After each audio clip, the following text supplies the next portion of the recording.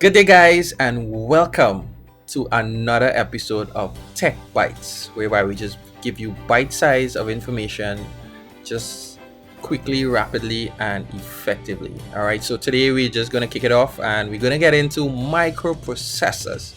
All right, so I know you've probably been wondering what is a microprocessor, right? So a processor is the logic circuitry that responds to and possesses the basic instructions that drive a computer. The CPU is seen as the main and most critical integrated circuitry or IC chip in a computer, and it is responsible for interpreting computer commands. So basically what this is, processor is it gives you the command. It's the brain of a system, of a computer, right? And it more or less gives the instructions of what to do, how to do, and when to do for in terms of a computer, right? So it's like a central hub. It controls the system and it tells the system how it should respond. So we're just going to briefly look at three manufacturers of processors, right? And what we have Intel, AMD, and Apple, right? Now Intel. Now this is the logo of Intel. All right, Intel. It's I would like to compare it to Burna Boy. If you're into music, test it, trust it, and approve.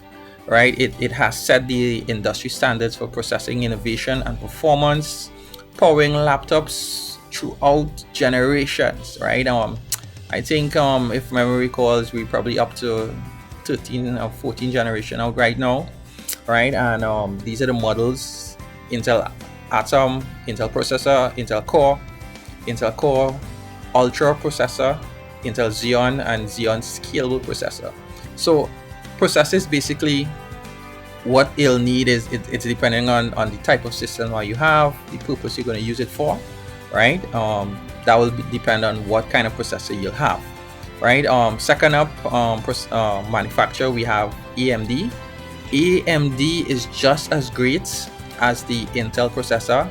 In some case, I mean, you can argue this can be a Samsung versus Apple in terms of phones, right?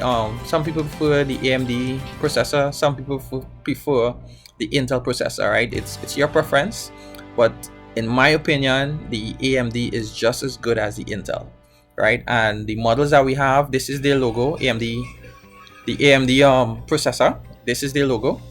And we have the Athlon, the Ryzen, and the Radeon, which is the graphics processor. That's a whole separate category by itself, right? And we have, I like to call Apple the new kid on the block, because they recently started doing their own processors, and their model, it's the M1, M2, and currently out right now, it's the M3 processor, right?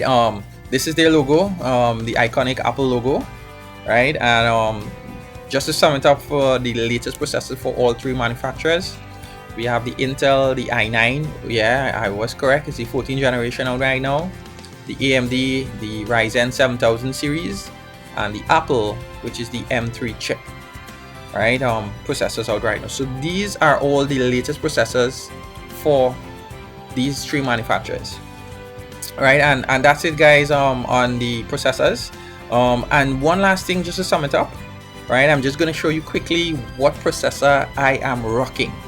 Right, so let's get into it. You go into settings and systems about, and right here you can see I'm running an Intel Core processor. Nothing major to mention, because this is a Surface Pro that I'm using, so it's nothing major. I mean, it's okay. I just do light work on this, but if you're into graphics gaming, it would be dependent on your processor speed. Just quickly, just before I sum up this bite, let me just give you a preview of how or what a gaming PC is. Alright, so this is PCGamer.com and the best CPU for gaming in 2023. Alright, what they're saying. Alright, so what they're saying is that we can get the Ryzen 7, which is good. The i5 processor also can use for gaming, and the i9. Right, so these processor for Intel, you can get the i9 for a gaming system, or the AMD Ryzen 7 series for the AMD series. for processor for game, right? So guys, just to sum it up, thank you for watching and thank you for logging on to Technobyte. Bye.